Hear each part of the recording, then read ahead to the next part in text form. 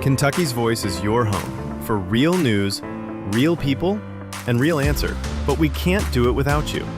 Your financial support helps us bring truth to the forefront, hold leaders accountable, and give a voice to the people of the Commonwealth. Join the fight today.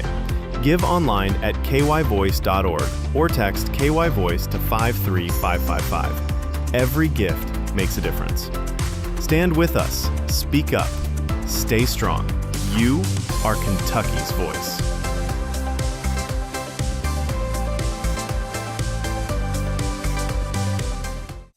Are you ready to stand for truth?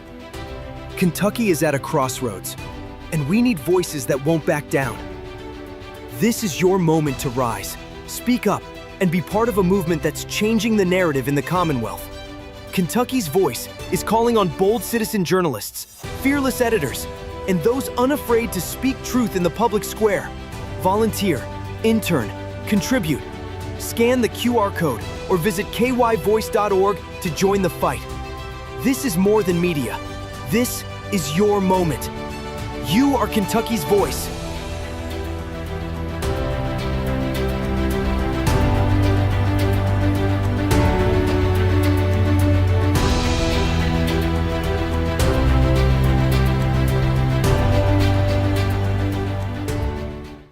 Open borders, shameful abandonment, disregard for human life, the prospect of more mandates and lockdowns, and the list goes on. Now more than ever, we need to stick together. Voting alone is not enough. We must use our dollars to support like-minded companies that fight for our rights and beliefs. Patriot Mobile is America's only Christian conservative wireless provider who shares your values. Last year, we gave more than $500,000 to conservative causes. With your support, we'll give more than $1.5 million this year. It's time to band together and support companies that truly love America and fight for our freedoms. Will you join us?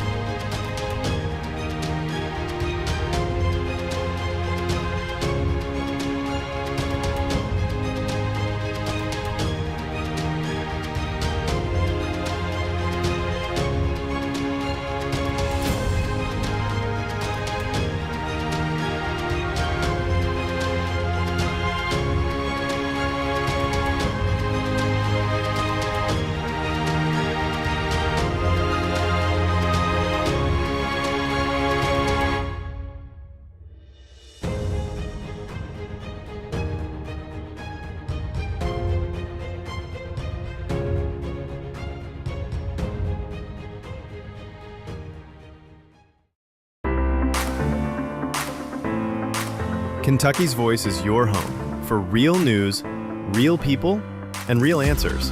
But we can't do it without you. Your financial support helps us bring truth to the forefront, hold leaders accountable, and give a voice to the people of the Commonwealth. Join the fight today. Give online at kyvoice.org or text KYVoice to 53555. Every gift makes a difference. Stand with us. Speak up. Stay strong. You are Kentucky's voice.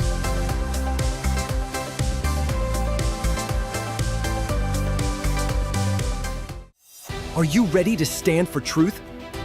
Kentucky is at a crossroads, and we need voices that won't back down. This is your moment to rise, speak up, and be part of a movement that's changing the narrative in the Commonwealth. Kentucky's Voice is calling on bold citizen journalists, fearless editors, and those unafraid to speak truth in the public square. Volunteer, intern, contribute. Scan the QR code or visit kyvoice.org to join the fight. This is more than media. This is your moment. You are Kentucky's voice.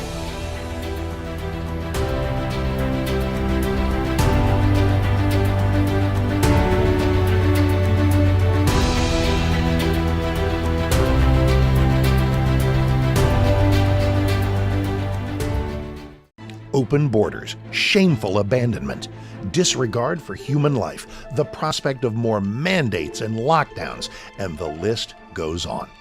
Now more than ever, we need to stick together. Voting alone is not enough. We must use our dollars to support like-minded companies that fight for our rights and beliefs. Patriot Mobile is America's only Christian conservative wireless provider who shares your values. Last year, we gave more than $500,000 to conservative causes. With your support, we'll give more than $1.5 million this year. It's time to band together and support companies that truly love America and fight for our freedoms. Will you join us?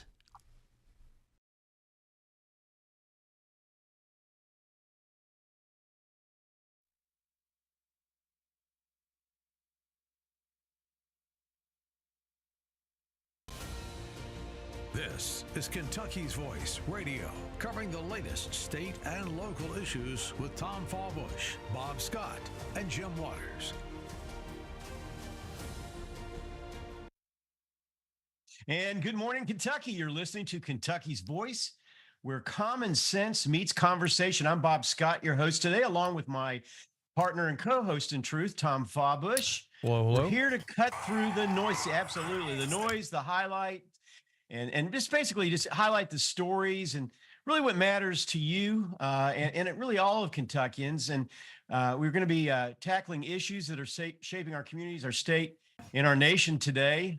We do have a very full lineup, folks. We're going to be talking about, of course, politics, obviously, but national security, election showdowns. Yes, there are some election showdowns getting ready to happen before the midterms. And a bombshell report out of Minnesota. So you need to buckle in, pour that second cup of coffee, and let's get this show rolling. Let me kick things off right here at home. Last night, we talked about it on yesterday's show, the Louisville Metro Council had a razor-thin vote of 13-12 on a proposal from J.P. Leininger, a Democrat socialist member of the council. He wanted to ban law enforcement officers. Now get this, especially, of course, ICE officers. This isn't politically motivated. No. From wearing masks while on duty. Fortunately, thank God, the measure was defeated, but just barely. We were talking about that before we went on the air today. Again, in a narrow 13-12 vote. I do have a clip I want to play, courtesy of WHAS. Please play clip 0. A hot debate within the Louisville Metro Council chambers. It is to demonize our law enforcement officers, and in this case, specifically, our federal immigration and customs enforcement officers, ICE, who, like it or not, are to remove illegal aliens from our country. You all have a duty to stand up for your constituents. Without checks and balances like this amendment, law enforcement becomes tyranny, and people become more and more frightened of the people who swore to protect them. On the agenda, an amendment led by Councilman J.P. Leininger of District 6, seeking to strengthen an ordinance regarding the wearing of face masks in public spaces. It lists exemptions, but also focuses on preventing local and federal agents like ICE from wearing them in public within the city. Our officers currently with LMPD, Sheriff's Department, they have a policy in place that they have to identify who they are on any traffic stop, on any violation period. Councilwoman Giddy Mulvey-Wooldridge of District 24 says she's voting no. My husband is a retired LMPD officer. He's currently with the Sheriff's Department as a deputy. But again, it's safety for the officer, safety for the family, and I don't understand why we are singling out one specific profession and not others. Louisvillians agreeing with the councilwoman took to public comment, but there's also a large show of support for the amendment. Multiple Louisvillians holding signs saying no masked police, vote yes, like Amy Halverson. I think that would be a huge way for us as Louisville to say, like, we're not okay with the fear that this is bringing. We don't think we're that's good. Thank you, Amy, for your words of wisdom. The bottom line is, Tom, and I think we know the agenda here, and that's honestly to dox a law enforcement officer, and what the councilwoman earlier was saying, thereby putting them and their families at risk. Yeah, exactly right. Everybody knows the far left are crazy, they're violent, and they will use all means necessary to push their agenda, such as doxing and threatening law enforcement officers. And real quickly, I've got a picture of J.D. Seliger. Mr. Producer, if you can put this up real quick. This is what he does in his spare time. This is actually, no, I'm sorry. This is actually the bass player from Spinal Tap. But that's who he reminded me of with his hairstyle. But anyway, they are crazy, and so yeah. 15 seconds. At the end of the day, this is a good move. Metro Council did the right thing. And listen, ICE is under threat. Listen, they were shooting at ICE officers in other cities. So I'm sorry.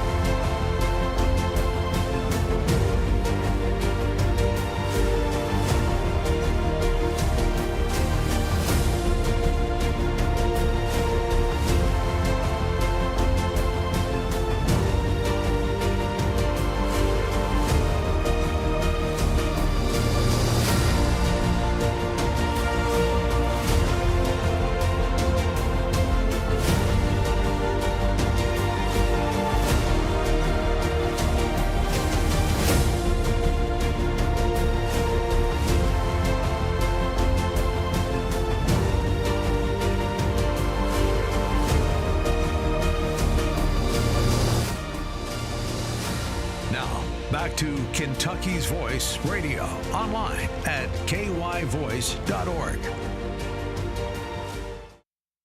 And you are listening to Kentucky's Voice.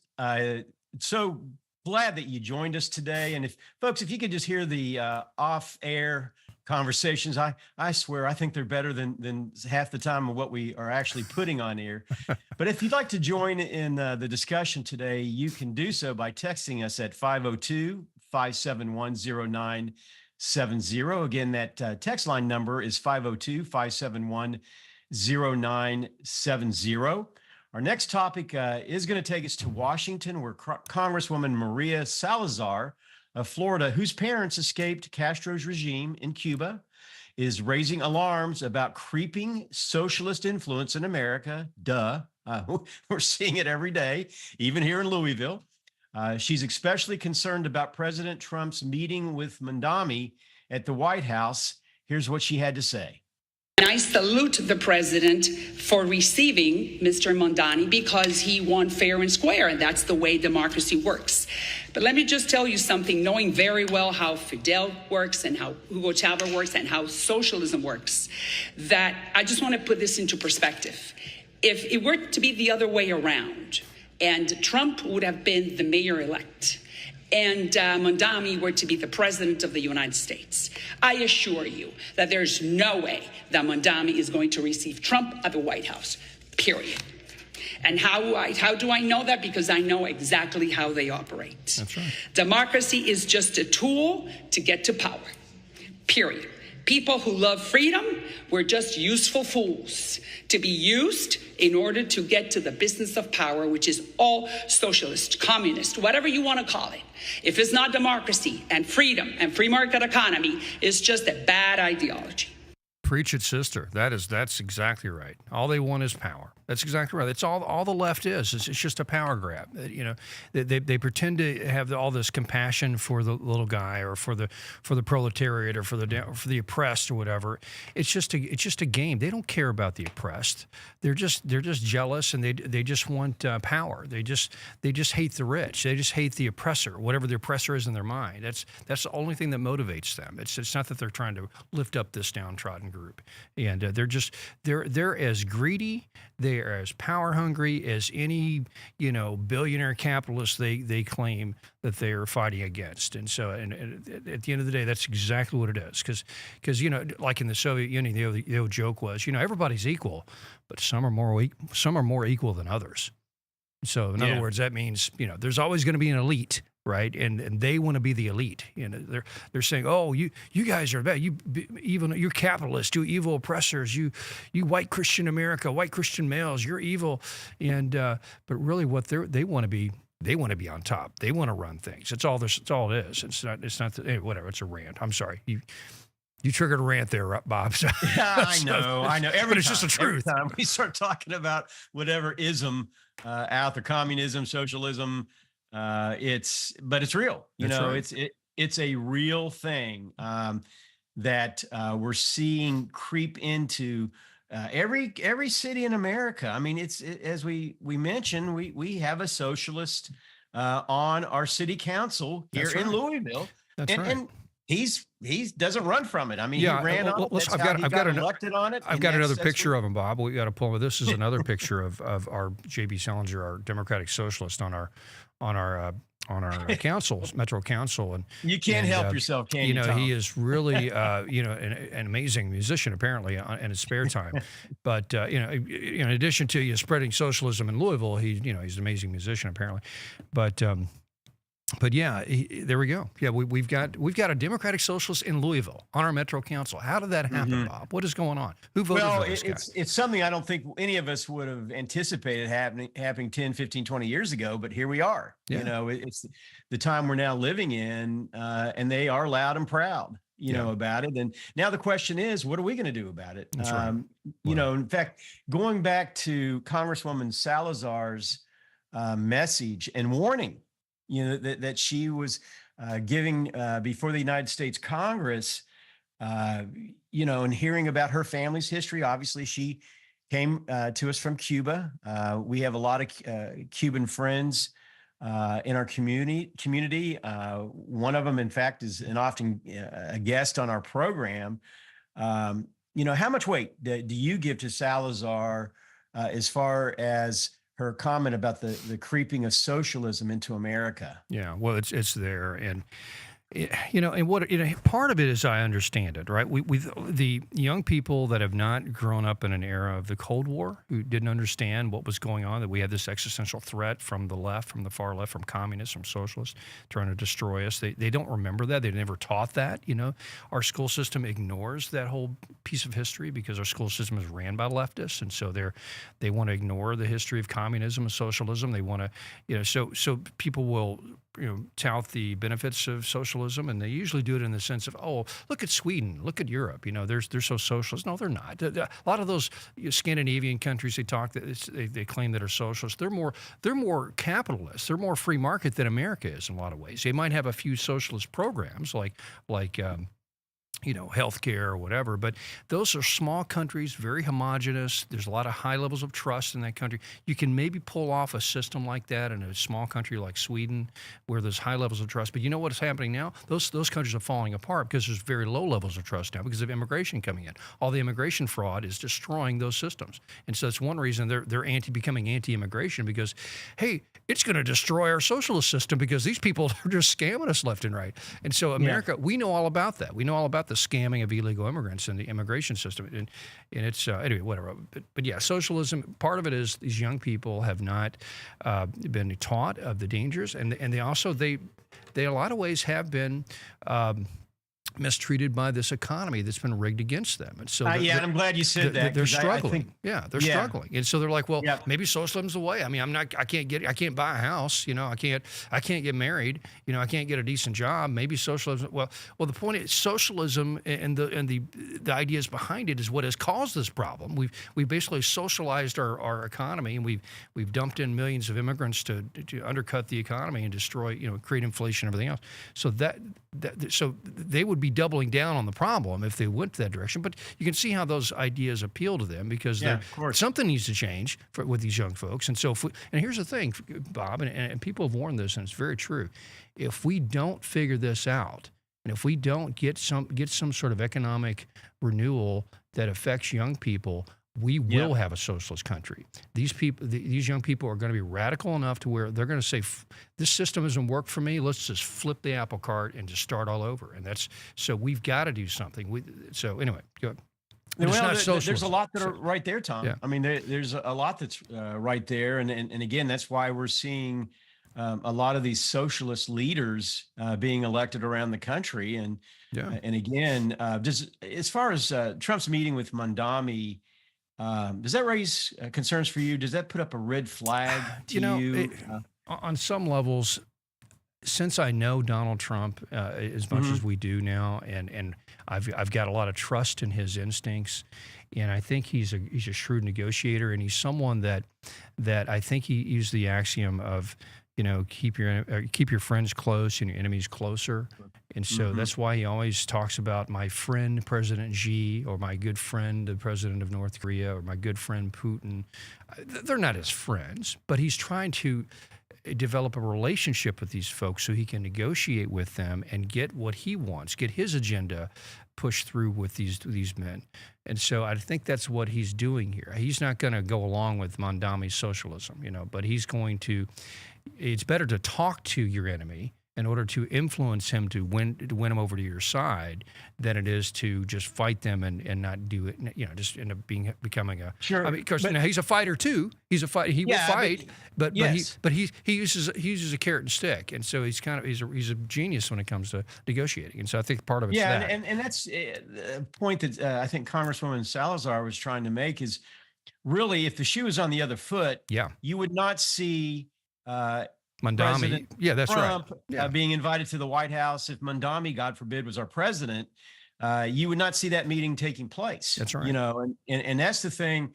The Bible talks often about to be wise as serpent yet gentle as doves, but and I don't think Trump's no fool. And even though some of our acquaintances on the left would argue that point, but he's not. And I've got to believe that there's a bigger play at hand here with regard, because and we'll be talking about other things in the show today that you're not going to want to miss, because there's so many things. It's I can't even begin to tell you all the things that are going on right now in the world. It's evolving quickly. It's really almost like a fire hydrant that's spewing out water, everywhere. And we have a lot of factors that we need to be very concerned about, folks. And again, we do want to invite you to tune in. And in fact, actually text your comments to us at 502-571-0970. Again, that text line number is 502-571-0970. I know on yesterday's show, we had a ton of texts come in. So we'd like to hear from you today. This is Friday, finishing Friday, if you will, for the week. And I just want to say that, Congressman Salazar does bring a very unique, passionate perspective, and her concerns are hitting home for a lot of America. I do invite you to stay tuned, because we have a very, very eye-opening segment coming up featuring CIA analyst Sarah Adams. Stay tuned. Are you ready to stand for truth? Kentucky is at a crossroads, and we need voices that won't back down. This is your moment to rise, speak up, and be part of a movement that's changing the narrative in the Commonwealth. Kentucky's Voice is calling on bold citizen journalists, fearless editors, and those unafraid to speak truth in the public square. Volunteer, intern, contribute. Scan the QR code or visit kyvoice.org to join the fight. This is more than media. This is your moment. You are Kentucky's voice.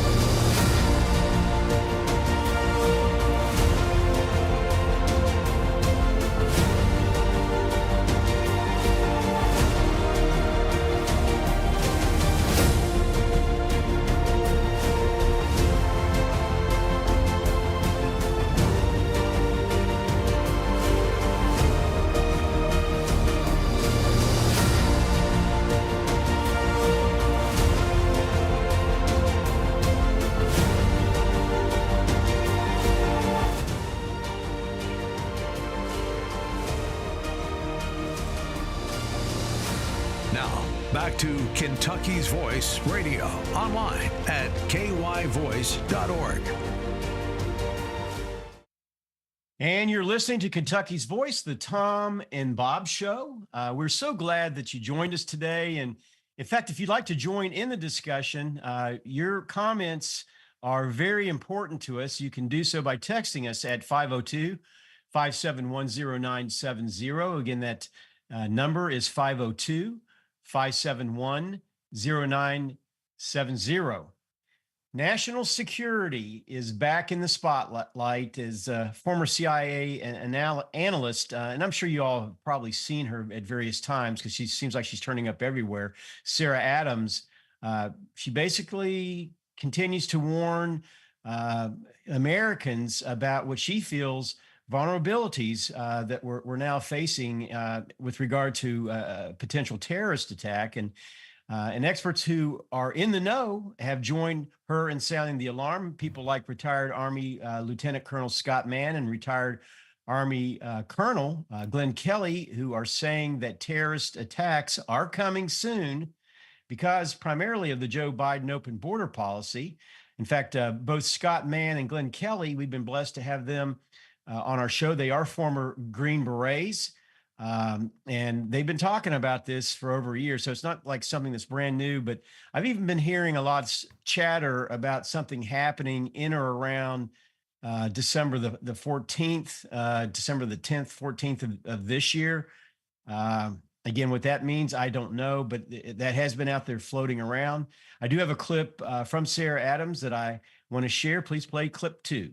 We have not had a man walk up to a building with a suicide vest on in the United States. Americans don't understand this. Al-Qaeda knows this, right? So this is new and innovative, especially now. You don't have to walk upside of the building. You can walk in the building because of the advancement of the vest. The other thing is, in the United States, we haven't had Fideian attackers. So the concept is the terrorist fights to the death. So he's not exactly a suicide bomber, but he will fight till either all of us are dead or all of his people are dead. We think it's going to be a swarming attack, right? Multiple different attacks at one time across multiple cities. We think there will be suicide bombers just because some of the attackers went through suicide bomber training and they have these vests. And then we think there's these Fideian attackers who will carry on until they're killed. You just rephrase that. So these guys are trained and they are going to fight until they're killed. Yes, and that matters, right? So I was watching this video and it was a suicide bombing in Kabul years ago. The bomber blew up and then everyone starts moving in. The first responders move in, right? And then another guy walks in and blows up. We know this is a tactic. But if Americans don't understand this as a tactic and don't understand these attackers are going to fight to the death, think about that. Battle's going on. The attacker surrenders. He might have the suicide vest. You know, we let our guard down. That man came to die, right? He's going to fight till he dies or you dies. So we can't let our guards down, and they know our weakness. So we have to be very careful that we don't have more people die in these second and third order effects of not knowing their intent.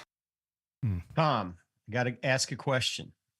When a former CIA analyst, she did this for a living, and from everything I've heard, she was one of the best, is speaking out and saying things like this. How seriously should Americans be taking her warning right now? Well, I mean, we just had a terrorist attack in D.C., 2 weeks ago, from an Afghan radical, Muslim Brotherhood influenced radical. Bob, if you import the third world, you get third world problems, right? You become the third world. And so what happens in the third world? Well, the stuff that she's talking about, suicide bombing, Fedayeen attacks, all these tribal, religious, hatreds and these conflicts that are going on around the world, that we just imported that into the U.S. It's like maybe we were just bored as a country. Maybe we're just, we have too good of a life here, and we need to mix it up a little bit. So it's kind of, who knows what but she's right. There's very much a threat. There's a fifth column here of people that have been imported into this country, which is so odd. Why do they want to come here if they hate the place, for one, but maybe it's nefarious. Maybe they come here just to fight us, or maybe they come here and they think, well, maybe I'm here economically, I'm just going to have a better job. But now that I'm here, I just hate all these people. They're all a bunch of Christians and Americans. They don't like me, and I'm going to blow. It's just this really strange psychology that we're dealing with here. But but it's a real threat, and we can't just ignore it. It's happening, and we need to be vigilant, and we need to actually start deporting people. I mean, deporting people that show any inkling of this ideology. If you want to, if you're calling for a call to prayer in your city at a mosque, we need to go investigate that mosque, see what they're preaching, ask people what they believe. How long have you been here? What do you think about Sharia law? Oh, you want Sharia law? Sorry, you're going back to your country. They have Sharia law in your country. Why don't you go back to your country?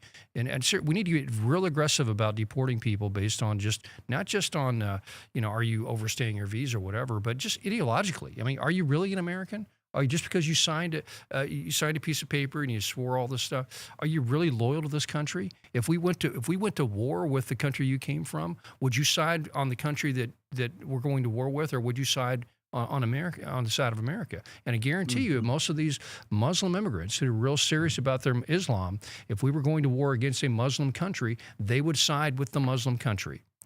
Guarantee they would. And so we need to really get realistic about it. We need to get very realistic about loyalties. I was listening to somebody the other day talking about Ellis Island, and we talk about that great era of immigration into this country. And one of the things that they did was they would come in and they would grill these people, and they would just make sure that they're healthy, they're want to be good Americans. And then there was a sign that they had hanging up as you walked off of Ellis Island onto a boat to go to the shore, go to the mainland. The sign said, "Be loyal, be loyal." That's a huge sign. And so we understood it back then. That you can't just become an American just by putting your feet on the soil. You don't suddenly become loyal to America because you step foot in North America. You have to really buy into who we are, buy into our Judeo-Christian traditions. This is a Christian country, Judeo-Christian country, whether you like it or not, it is. And if you go to change that, that's a real conflict within our culture. And so that's why I applaud Trump for banning all this immigration from countries that don't see that, basically Muslim countries that are basket cases and don't have the our way of life, even to live even close to our way of life. And so it's just common sense. But in this day and age, oh, you're racist. Oh, you're so. It has nothing to do with race. It's all about loyalty. You're touching upon something. Our political divide, is really what it comes down to. And do you think this division, for the has really made it harder now for the United States to detect or prevent large-scale attacks? Yeah, because the division is based on an ideology, and it's based on this utopian ideology. You've got traditional America, represented by folks like you and me, and folks on the right and MAGA, and traditional American, Judeo-Christian views of the way we operate, freedom and liberty, et cetera.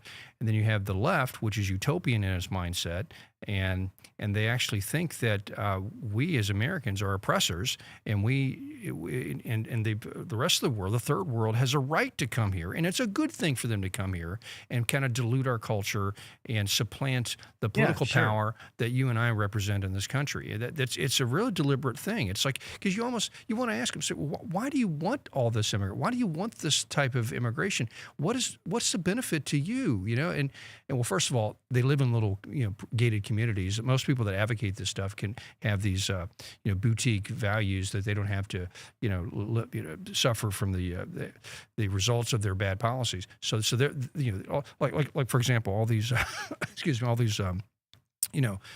middle class white housewives in the East End, they can have these boutique values and put the sign out front that says, welcome all refugees, we love everybody. Yeah, but we don't see you living down in Fairdale, that's in a neighborhood that's totally been changed demographically to no one speaks English. You don't live there. You don't have to live with that. And so a lot of it's just that, it's boutique values, but it's utopianism, and it's all cultures are equal. We can all live together. No, not all cultures are equal. The culture of Islamic terrorist wants to kill you. That's not a very good culture to be around, and so that's not an equal culture to American culture. So we got to get very wide-eyed about this stuff and get real. These warnings, Tom, are very sobering, and we as Americans need to start keeping up to this. I got some breaking news I'm going to share with everybody in the next segment. Be sure to stay tuned. We'll be back with more of Kentucky's Voice.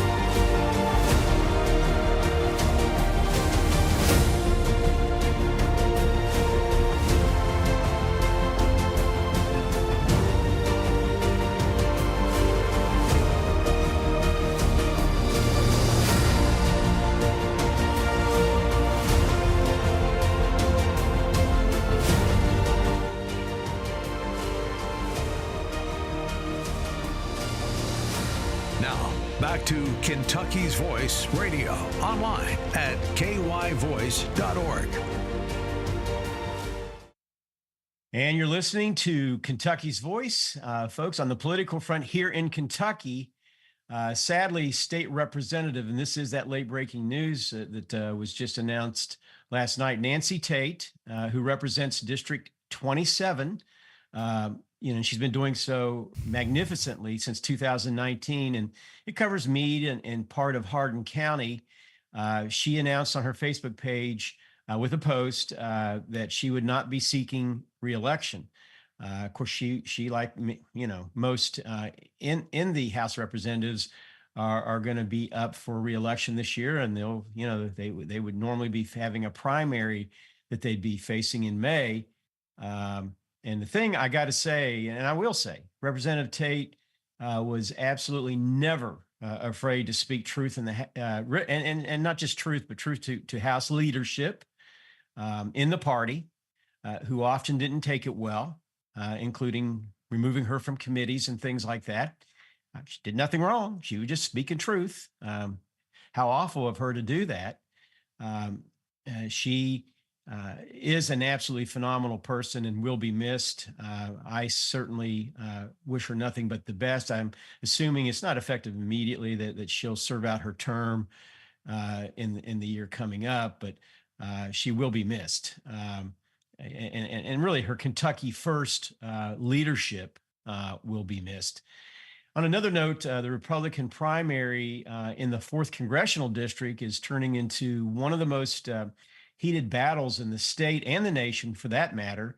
Congressman Thomas Massie is facing challenger Ed Galrain, seen by many as an establishment pick, and now a super PAC apparently backing Massie has dropped a brand new ad that I just saw on Facebook. I just want to play it and see what you all think. Let's take a listen. I started my own super PAC. Now I know everyone and their mom has a super PAC these days, but I put in $50,000 of my own money. I created all the ads myself, and I anticipate through my network, we're going to raise at least another $500,000. And my first ad is against the opponent of Thomas Massie, Ed Galrain, who's running against him for Congress in Kentucky. See, the ad goes into the billionaires that are trying, you know what? Let's just play the ad. Let's play the ad. 3 billionaires are trying to buy a puppet in Congress with $20 million. One of the billionaires is in Epstein's black book. they're trying to help their puppet Ed Galrine. What does Puppet Ed believe? Keep following the money. Puppet Ed gave money to Lindsey Graham, which means more war and more foreign aid. Americans are tired of having their strings pulled. Say no to Puppet Ed and his puppet masters. This ad was paid for by Free America for Ourselves PAC, FAFO. Wow, that's a tough hitting ad, isn't it? I don't know how Puppet Ed's going to survive that. I'm very proud of it. I made it myself. That's my voice. I did all the editing, found all the graphics myself. And you know what's funny? Thomas has no idea I'm doing this for him. I wonder what his reaction will be when he first sees it. Hopefully good. Hopefully it's not like, oh my God, take that down. It's making us look bad. But no, I hope he likes it. But yeah, these 3 billionaires, they're not even from Kentucky. 2 of them from New York, 1 of them are from Las Vegas. You think these 3 billionaires care about the people who live in the 4th District of Kentucky? Like, come on. You think they're just like, the people in Kentucky in that area really don't have good health care. They have a problem with their groceries. We need Puppet Ed Galrine to go there and help them. I think the people in Kentucky are going to see through this. This is just to help them have a clear idea of who the puppet is and who the puppet masters are. Well, Bob, my question is, does this guy live in Kentucky? Is he a Kentuckian? I don't, it's funny you should say that because I got on the comments, and honestly, Tom, I'll say right up front, I don't know what to think about that ad. Yeah. I know. I'm kind of torn over the issue. I get the critique of Massey, and I kind of like Massey on some level, but at the same time, I understand why Trump is going. And it's not just an establishment candidate. Ed is not just an he's a Trump-picked candidate, and Trump is not establishment. So but it's a complicated issue. And I tell you what, I'm glad I don't live in the 4th District because I don't know how I'd vote on this right now because I'm kind of torn. I don't like people taking our congressmen that have done well for our state and taking outside money and trying to push him out. At the same time, if he's not doing well for our agenda, which sometimes I question his motives and what he's then maybe he needs to be removed. So I don't know. I'd love to hear some opinions from people today. So 5710970. I wish some folks would text in their comments. I really want to know. I really don't have a good answer right now on that. Yeah. Yeah, and that text line number is 502-571-0970. Again, 502-571-0970. I promise we'll share whatever you text into us. Your voice does matter. Are you voting for Massey or are you voting for Ed? I mean, because it's getting close, and you're gonna have to make a decision, and so somebody's gonna win. As of today, I'm voting personally. I live in that district. I'm voting for Massey. Okay. All right. As of today. Now, what? Just why? Why are you voting for Massey? Just what? As your. I think he personally is one of the few non-establishment candidates, that's currently running. I don't think he's a man that's easily bought. I do like at the heart of him and how he won the first time. He had the audacity to call for a balanced budget, a balanced federal budget, and he has stuck to his guns on that. And I know the times I've seen him out in public, as well as not just me. My wife goes to Washington quite a bit, has a chance to meet with really all of our congressional leaders there. And he has this really neat little thing. It's a federal debt counter on that he always wears on his lapel to remind people that our federal debt is going up by the trillions, and that's something that's very important to him and Rand Paul. Do I like everything that they've done?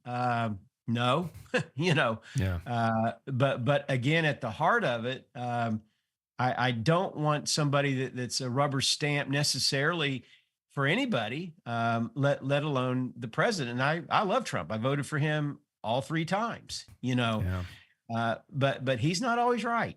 I guess the counter to that would be this, I get what Massey's doing. He and Rand Paul they're very much deficit hawks, and they're trying to be that part of the Republican Party that reminds the party that, hey, we're a party of fiscal responsibility, and we've got to deal with this. This is going to crash the country eventually. So a lot of what he's doing is just symbolic votes to remind people of that issue.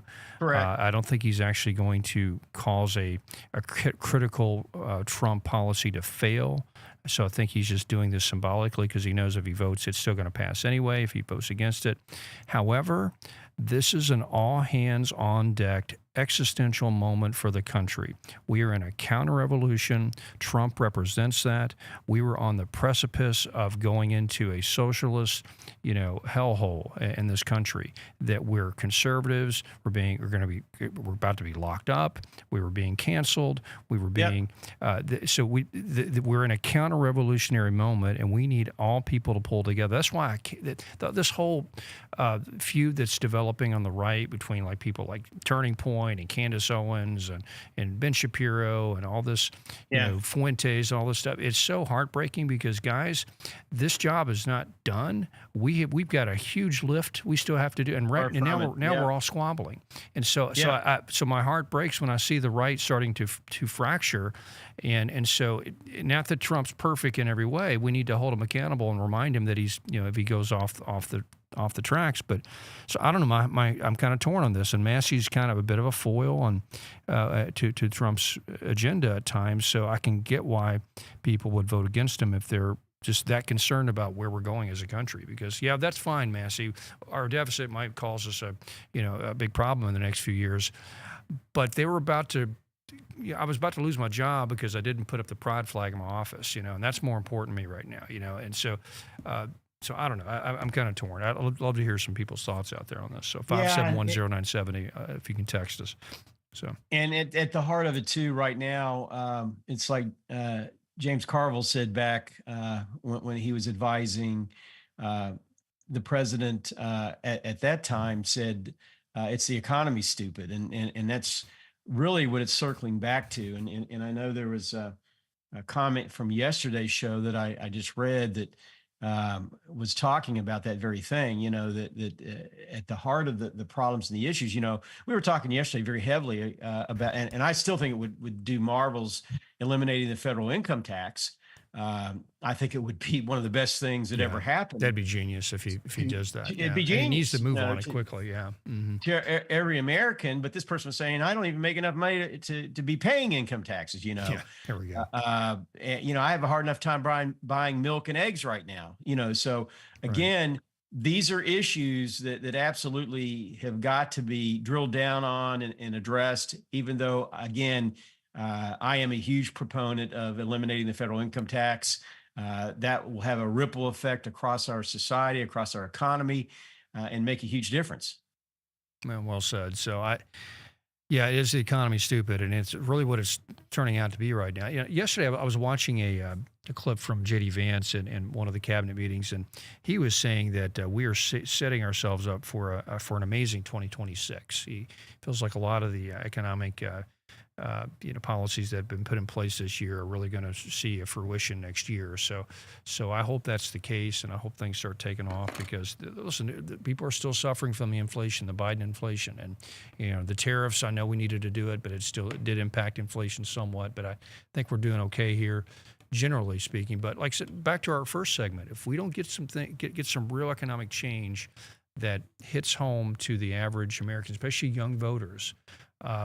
They're getting more and more radicalized, more radicalized to go left with socialism, or they're doing some weird right wing stuff like the Nick Fuentes stuff, So we need to get an economy that works for young people, and number one thing we can do, I think, is deportation now. Deport. Well, we're going to talk about that. Fixes so many things.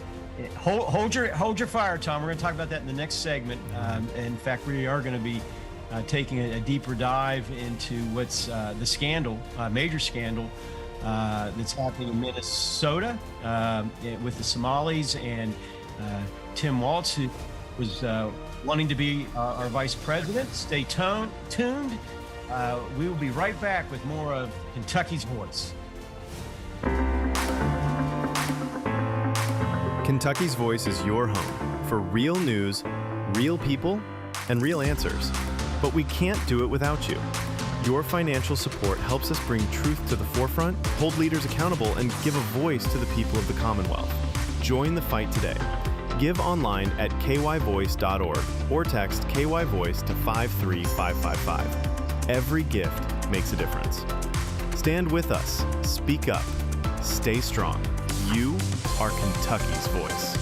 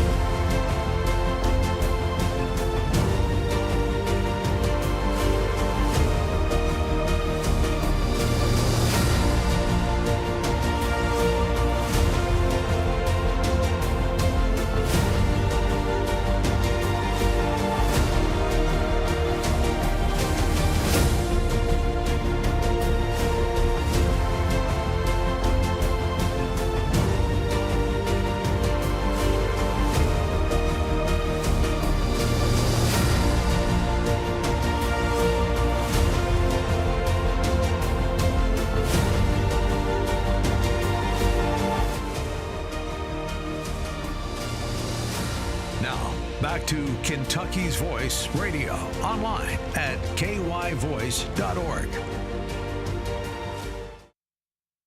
And as we head into our final segment today, folks, the Tom and Bob Show, again, we do welcome your comments. I know we got one in just a minute ago. Tom will be sharing that here in a second.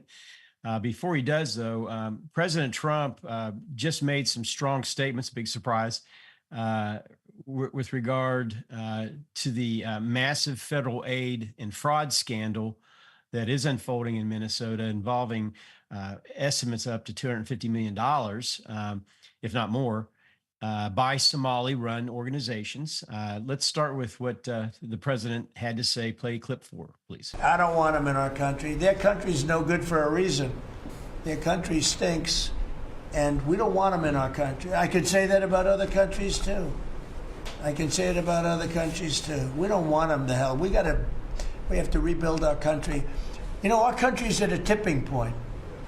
We could go bad. We're at a tipping point. I don't know if people mind me saying that, but I'm saying it. We could go one way or the other, and we're going to go the wrong way if we keep taking in garbage into our country.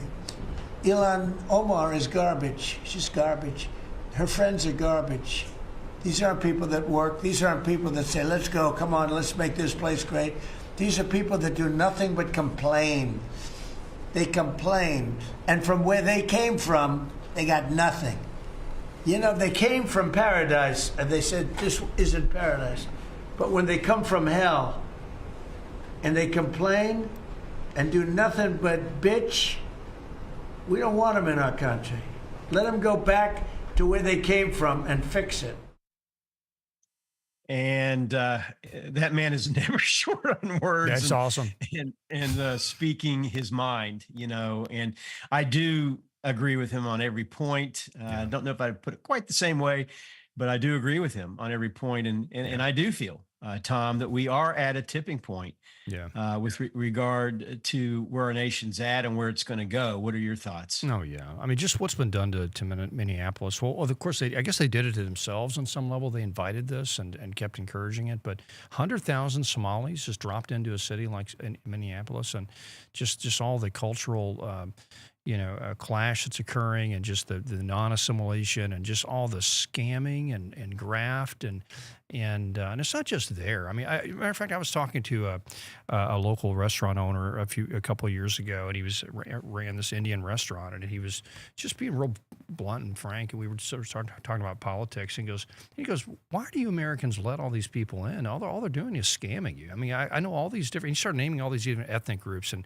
their scams that they run. That it's basically either welfare scams or just visa scams or just all this, basically just making money off the American taxpayer. They come here and just they immediately get into these systems like, okay, here's how you can get money. You can get EBT, you can get all this stuff, and just rely on this and and just what is it, like 80% of the Somalis are on welfare, and hardly any of them working, and it's just you can't have a generous safety net system like that in a country like ours and have open borders. You just can't do it because people come here and they're not loyal enough to your culture and to your society to know where the boundaries are. And they just see it as a big opportunity, a big grab. The rest of the world operates in a very corrupt way. I mean, if you haven't traveled and you don't understand that, it's like go to Mexico, you got to pay the police off when you get a ticket, or if you want something done, you got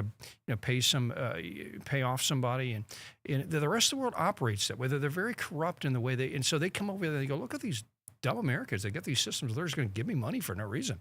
We're going to milk that for all we get. And so Europe's figuring that out with all the Islamic immigration. So we're just fools. We're just absolutely fools when it comes to this stuff. And Trump is spot on. And really, the right thing to do for Americans and also for the world is to have these immigrants, these illegal immigrants and legal immigrants that want to come here, stay in their own countries and fight to fix their own countries. Because, Bob, your ancestors, my ancestors, we fought war after war, political battle after political battle to make this a great place. And it wasn't easy. And we've inherited that legacy. We've inherited the legacy of our forefathers and who fought to create this country and make it as good and we're giving it all away to people that could care less about that, could care less about you and me, our families.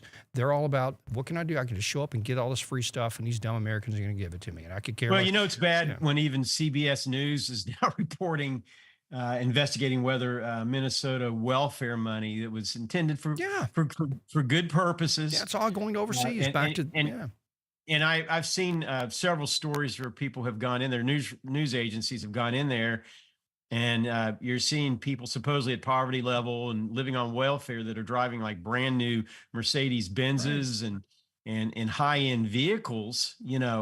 That tells me that somebody's pockets are being lined. That's right. And it's not the common person that the money was intended for. Big surprise. That's right. Yeah. The story was that Al-Shabaab, which is one of the biggest terror groups, Muslim extremist groups in Somalia, is basically funded by the Minnesota taxpayer. And of course, not even that, just the remittances in general. All these illegals that come here, and even legal immigrants that have family in other countries, they work and they send all this money back so the money's not even being reinvested in America. So it's like a big sucking sound of money just being drained from us, and it is so wrong. We do have a comment that came in. The gentleman says, or lady, I'm not sure who it is, but this comment is more about the previous segment. But I had this idea. Would it be possible to require all citizens to go through the citizenship program associated with legal immigration? We've got a whole generation or two that have forgotten what being American is all about, obviously for different reasons. I would say mostly because it's not taught in schools. And so, I'm kind of exactly right. I'm almost to that point now. It's like our school system has failed so much. We ought to just, before you can get a chance to vote again, you have to take a test, or something. I don't know. I mean, it probably wouldn't happen, but it is pathetic. Basic civics are gone and not instructed. And is it any reason that, President Trump wants to dismantle the Department of Education that was created by the Carter administration and has been, by all accounts, on every level, an abject failure? We have stepped back, and he really just wants to return the money that's being spent in that direction back towards the states themselves. But when you have people like Tim Walz, Gavin Newsom, Yeah. that are running these far left states, how do we know that the money that's being sent there is actually ending up with the people that it's intended for? Well, especially if you have a state like ours that's run by the teachers unions, all that money goes to the teachers unions anyway, and to their big public school system that's corrupt and also ideologically compromised. And so because they don't teach history, they don't teach civics, they teach grievance politics, they teach Marxism. Let's just get real frank about it. They teach left-wing woke ideology, oppressor narratives. And it's ridiculous. Good example is this. I've been arguing with a few friends of mine on Facebook, and the topic comes up. Actually, there's a friend of mine. He's a pastor. He made this comment. He goes, "I encourage anyone here that's living in fear right now, that's an illegal immigrant, that to go ahead and do the right thing and go home. Go home to your own country and take the $1,000." And go, because right now the Trump administration is offering a free ticket and $1,000 to go along with it to go back to your own country. He's saying go ahead and do that, and well, of course everybody's responding and say, well, that's terrible. You're not sympathetic enough. All these poor people that have come here and da da da da, and so. But first of all, pastors and religious leaders need to make it very clear to people that are immigrants, that are illegal immigrants, especially not immigrants, but just illegal immigrants, that theft is a sin, right? It is a sin. Thou shalt not steal. Thou shalt not covet your neighbor's. If you're stealing residency, right? You're stealing the use of our roads. You're stealing the use of our hospitals, of our schools. You're stealing jobs from Americans. That is theft in every level. And you are not. So you might be going to a church as an illegal immigrant. Well, you need to really reflect very deeply about what you're doing, because you are stealing from the American people. And that theft is a sin. And pastors need to stand up and say that. A lot of churches are very sympathetic to the immigration issue. Like, well, they're going to our church. They're good people. Yes, but you need to be very clear about what's going on. They are stealing. And that is a sin. And so you should just do the right thing. We're not putting you in the gulag. We're not locking you up and putting you in jail. We're just asking you to go home. Go home to your own country where you came from, which very often a lot of these people are just waving their flags from that country anyway. I was over here watching a video of this Guatemalan Independence Day celebration in Newburgh, like right down the road from us. And it's like last year, and all these Guatemalan flags being waved up and down the street. Well, if you love the country so much, go back there. Just go on back there. And so, and we're not asking you to do something evil. And here's what they'll respond. Here's the number one response. Well, you stole the country anyway. You're living on stolen land. What do you mean? So you're saying we're stealing? Well, you stole this country. And the answer to that is this. No, we didn't steal this country. Americans are descended from the settlers, English settlers that came here to a basically open, empty land. Yes, it was basically empty. And you wanted to look at the demographics of it. I've studied this. There's probably maybe 50 to 100,000 Indians across the entire continent of the United States at the time that the English settled. The reason is they were wiped out by disease. When the Spanish came and explored North America, they brought disease. It's tragic, but it's true. They didn't do it on purpose. They just didn't have immunity. Wiped out millions of people in this. So the country was empty. This was an empty continent. And so the English settlers, they settled, and they created homesteads and cities and a civilization in an empty land, and they created this country. They weren't immigrants. They created the country. And so when they say, well, you're an immigrant too. No, most people in Kentucky, we're from people that came from Virginia, North Carolina, that we basically created this country. We created the country that you could immigrate to, and we didn't steal this land. It was empty. Yeah, there was a lot of conflict with the Indians, but at the end of the day, there were so few of them. Most settlers, when they went in and built a homestead, they didn't see an Indian for years until they showed up, hey, this is my land. And so that's just a big lie and a misnomer. And actually, it's the way the Americans settled this country is the most benevolent, way that any culture's ever settled a continent ever. Especially when you're dealing with, indigenous populations. I mean, if we were settled by Muslims, or settled by Tsarist Russia, or settled by some African despotic kingdom, or the Chinese emperor, you think they would have treated the Indians as well as we treated the Indians? I mean, granted, we did some bad things. We had some treaties that failed, but a lot of Indians assimilated, became part of our culture, and we celebrate them to this day. And so it's very complex, but all that garbage, you need to go home. If you're here illegally, do the right thing for yourself, for us, and for your own country. Go home. That's the moral thing to do. Thank you, Tom, and I want to thank you for listening in today. We're about out of time. You've been listening to Kentucky's Voice. We'll be back on Monday with more thoughtful conversations and real discussion.